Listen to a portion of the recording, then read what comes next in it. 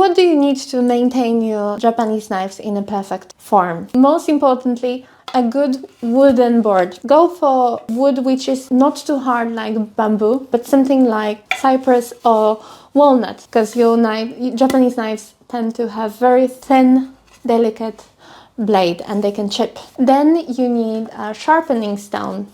For example, something like this, which is double-sided, and one is its higher and lower grit. One is for removing the surface of the blade and the other one is for polishing. Finer one is for polishing. And lastly, you need to store your knives properly. You should never put them in a drawer together with other metals being loose, because they can chip. You can invest in something like this, which is magnetic stand.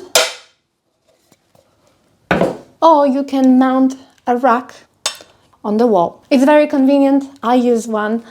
Whenever you cook, you can just grab it, use it, clean it, put it again.